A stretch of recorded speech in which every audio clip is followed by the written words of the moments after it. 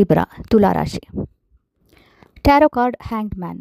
ಈ ತಿಂಗಳು ನೀವು ನಿಮ್ಮ ಸ್ಪೇಸ್, ಫಿಸಿಕಲ್ ಸ್ಪೇಸ್ ಮತ್ತು ಮೈಂಡ್ ಅದನ್ನು ಡಿಕ್ಲಟರ್ ಮಾಡಿ, ಅದರಿಂದ ನಿಮಗೆ ಕ್ಲಾರಿಟಿ ಸಿಗುತ್ತೆ.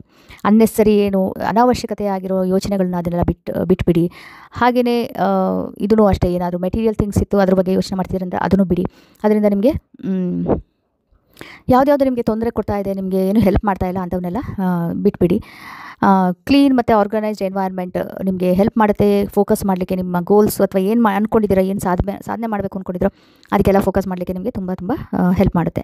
ಹಾಗೆ ಸೆಲ್ಫ್ ರಿಫ್ಲೆಕ್ಷನ್ಗೆ ಟೈಮ್ ತೊಗೊಳ್ಳಿ, ಸಮಯ ಮಾಡಿಕೊಂಡು ನೀವು ಸೆಲ್ಫ್ ರಿಫ್ಲೆಕ್ಟ್ ಮಾಡಿ. ಹಾಗೆ ಮಧ್ಯ ಸ್ವಲ್ಪ ಪಾಸ್ ತೊಗೊಳ್ಳಿ. ಯಾವಾಗಲೂ ಕೆಲಸ ಮಾಡ್ತಾ ಇರೋದನ್ನ ಅದು ಬಿಟ್ಟು ಸ್ವಲ್ಪ ಪಾಸ್ ತೊಗೊಂಡು ಹೊಸ ಪರ್ಸ್ಪೆಕ್ಟಿವ್ಸು, ಒಂದು ದೃಷ್ಟಿಕೋನ ಇರುತ್ತಲ್ಲ, ಅದನ್ನೆಲ್ಲ ಏನಿರ್ಬೋದು ಅನ್ನೋದ್ರ ಬಗ್ಗೆ ಅದನ್ನು ಯೋಚನೆ ಮಾಡೋದಕ್ಕೆ ಸ್ವಲ್ಪ ಸಮಯ ತೊಗೊಂಡು ಯೋಚನೆ ಮಾಡಿ. ಇದರಿಂದ ನಿಮ್ಮ ಎನರ್ಜಿ ರಿಫ್ರೆಶ್ ಆಗುತ್ತೆ. ಹಾಗೆ ಇನ್ಸ್ಪಿರೇಷನ್ ಬರುತ್ತೆ, ಕ್ರಿಯೇಟಿವ್ ಐಡಿಯಾಸ್ ಸಿಗುತ್ತೆ, ಹೊಸ ಕ್ರಿಯೇಟಿವ್ ಐಡಿಯಾಸ್ ಸಿಗುತ್ತೆ. ಹಾಗೆ ಪ್ರೋಸೆಸ್ ಏನಿದೆ ಆ ಪ್ರೋಸೆಸ್ ಬಗ್ಗೆ ನಂಬಿಕೆ ಇರಲಿ. ಹಾಗೆಯೇ ಆದಷ್ಟು ಎಲ್ಲೆಲ್ಲಿ ಬೇಕೋ ರೆಸ್ಟು ಅಲ್ಲೆಲ್ಲ ನೀವು ರೆಸ್ಟ್ ತೊಗೊಳ್ಳಿ. ರೆಸ್ಟ್ ಎಲ್ಲಿ ಬೇಕು ಅಂತ ನಿಮಗೆ ರಿಕ್ವೈರ್ಮೆಂಟ್ ಇದೆ ಅಲ್ಲೆಲ್ಲ ರಿಲ್ಯಾಕ್ಸ್ ಮಾಡಿ ರೆಸ್ಟ್ ತೊಗೊಳ್ಳಿ. ಅಡ್ವೈಸ್ ಏನಂತ ಹೇಳಿದ್ರೆ, ನಿಮ್ಮ ಸ್ಪೇಸನ್ನ ಕ್ಲಿಯರ್ ಮಾಡಿ. ಹಾಗೆ ಇದರಿಂದ ನಿಮ್ಮ ಮೈಂಡ್ಗೆ ಕಾಮ್ನೆಸ್ ಬರುತ್ತೆ. ಅದು ದಿನ ಡೈಲಿ ಅದನ್ನು ರೂಟೀನ್ ಮಾಡ್ಕೊಳ್ಳಿ. ಸ್ಪೇಸ್ ಕ್ಲಿಯರ್ ಮಾಡಿ ನಿಮ್ಮ ಮೈಂಡ್ನ ಕಾಮ್ ಮಾಡಲಿಕ್ಕೆ. ನೆಕ್ಸ್ಟ್ ಸ್ಕಾರ್ಪಿಯೋ ರಾಶಿ, ವೃಶ್ಚಿಕ ರಾಶಿ. Tarot card temperance.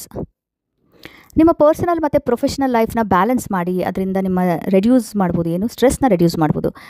ನಿಮಗೆ ಇದು ಎಲ್ಲ ಕಡೆ ಎಳೆದಾಟ ಇರ್ಬೋದು, ಬೇರೆ ಡೈರೆಕ್ಷನ್, ಎಲ್ಲ ದಿಕ್ಕುಗಳಲ್ಲೂ ನಿಮಗೆ ಎಳಿತಿರ್ಬೋದು. ಇದು ಮಾಡಬೇಕು, ಅದನ್ನು ಮಾಡಬೇಕು, ಇದು ಇಂಪಾರ್ಟೆಂಟು, ಅದು ಇಂಪಾರ್ಟೆಂಟ್ ಅಂತೆಲ್ಲ ಅನಿಸ್ತಾ ಇರ್ಬೋದು. ಆದರೆ ಅದೆಲ್ಲದಕ್ಕೂ ಬ್ಯಾಲೆನ್ಸನ್ನು ಕಂಡ್ಕೋಬೇಕು, ನೀವು ಸಾಮರಸ್ಯ ಮಾಡ್ಕೋಬೇಕಾಗುತ್ತೆ. ಸೊ ನಿಮ್ಮ ಟೈಮ್ನ ತುಂಬ ಜಾಣತನದೆಲ್ಲ ಉಪಯೋಗಿಸಿ, ಟೈಮ್ ಮ್ಯಾನೇಜ್ಮೆಂಟ್ ಕಡೆ ಗಮನ ಹರಿಸಿ.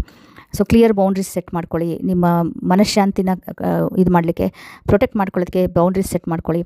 ಬ್ರೇಕ್ ತೊಗೊಳ್ಳಿ. ಹಾಗೆ ರಿಲ್ಯಾಕ್ಸೇಷನ್ ಪ್ರಾಕ್ಟೀಸ್ ಮಾಡಿ. ಇದೆಲ್ಲದರಿಂದ ನಿಮಗೆ ಕಾಮ್ನೆಸ್ ಸಿಗುತ್ತೆ. ಹಾಗೆ ನೀವು ಫೋಕಸ್ ಆಗಿ ಇರ್ಬೋದು. ಹಾಗೆಯೇ ನಿಮಗೆ ಒಂದು ಕ್ವಾಲಿಟಿ ಇದೆ ಏನಂತಂದರೆ, ಅಡಾಪ್ಟ್ ಮಾಡ್ಕೊಳ್ಳೋದು. ನಿಮ್ಮ ವರ್ಕ್ ಲೈಫ್ ಬ್ಯಾಲೆನ್ಸು ಅದನ್ನೆಲ್ಲ ಚೆನ್ನಾಗಿಟ್ಕೊಳ್ಳೋದು. ಹಾಗೆ ಅಡಾಪ್ಟ್ ಮಾಡ್ಕೊಳ್ಳೋದಕ್ಕೆ, ನಿಮ್ಮ ರಿಲೇಷನ್ಶಿಪ್ಸ್ ಎಲ್ಲ ಇದು ಮಾಡಲಿಕ್ಕೆ, ಹೆಲ್ದಿ ರಿಲೇಷನ್ಶಿಪ್ಸ್ ಇಟ್ಕೊಳ್ಳೋಕ್ಕೆಲ್ಲ ನಿಮಗೆ ಅಡಾಪ್ಟಬಿಲಿಟಿ ಇದೆ. ಅದನ್ನು ಚೆನ್ನಾಗಿ ಉಪಯೋಗಿಸ್ಕೋಬಹುದು ನೀವು ಈಗ. ಹಾಗೆ ವರ್ಕ್ ಜಾಸ್ತಿ ಕೆಲಸ ಮಾಡಬೇಡಿ, ಅದನ್ನು ಅವಾಯ್ಡ್ ಮಾಡಿ. ಹಾಗೆ ನಿಮ್ಮ ಏನು ರಿಕ್ವೈರ್ಮೆಂಟ್ ಇದೆ, ನೀಡ್ ಇದೆಲ್ಲ, ನೀಡ್ ಮತ್ತು ರೆಸ್ಪಾನ್ಸಿಬಿಲಿಟಿ ಇವೆರಡು ಕಡೆ ಈಕ್ವಲ್ ಅಟೆನ್ಷನ್ ಕೊಡಿ. ಅದು ಬ್ಯಾಲೆನ್ಸ್ ಮಾಡಿ. ನಿಮ್ಗೆ ಏನು ಬೇಕೋ ಅದಷ್ಟೇ ಮಾಡಿ. ರೆಸ್ಪಾನ್ಸಿಬಿಲಿಟಿ ಮತ್ತು ಇದನ್ನು ಬ್ಯಾಲೆನ್ಸ್ ಮಾಡ್ಕೊಳ್ಳಿ. ಇದರಿಂದ ನಿಮಗೆ ಪೀಸ್ ಆಫ್ ಮೈಂಡ್ ಮತ್ತು ಸಕ್ಸಸ್ ಸಿಗುತ್ತೆ. ಸೊ ಅಡ್ವೈಸ್ ಏನಂತ ಹೇಳಿದ್ರೆ, ವರ್ಕ್ ಮತ್ತು ಪರ್ಸನಲ್ ಲೈಫ್ ಮಧ್ಯೆ ನೀವು ಬ್ಯಾಲೆನ್ಸ್ ಕಂಡ್ಕೋಬೇಕು.